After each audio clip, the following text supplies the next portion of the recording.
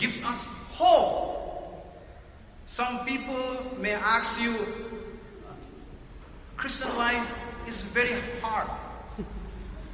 Lots of do's and don'ts. But the truth is, it is next to impossible. Christian life is not only hard, it is impossible. Only the one who worked completely 100% on it is Jesus himself. That is why it is not up to our own self-effort to please God or to fulfill any religious laws, including the law of Moses. The Christian life is a life of rest in the finished work of Jesus Christ. Dear brothers and sisters, it is time to rest from our own effort and enjoy Jesus.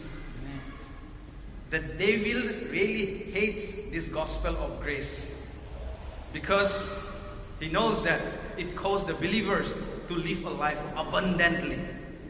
Even though we are preaching the gospel of grace every single Sunday from this pulpit, the devil is also too busy, too busy to question our hope and create confusion among the body of Christ. And that's the reason Bible teaches us to always be ready to give a defense to the faith where you and I stand today. 1 Peter chapter 3, verse 15 from NKJV. Let me read out. But sanctify the Lord God in your hearts and always be ready to give a defense to everyone who asks you a reason for the hope that is in you. But how? With meekness and fear. Here, the word defense comes from the Greek word apologia, meaning a speech in defense.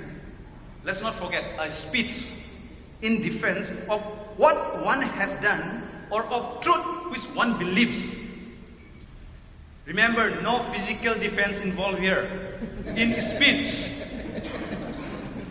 it's just a speech in defense. And that is also with meekness and fear, meaning respectfully and politely. Apostle Peter was very serious about this because he wrote 1 Peter, 2 Peter. So when he wrote this, he was very much serious about it, and he understood that because he was the one who defended Jesus with a sword. Cut the ear of that Roman guy.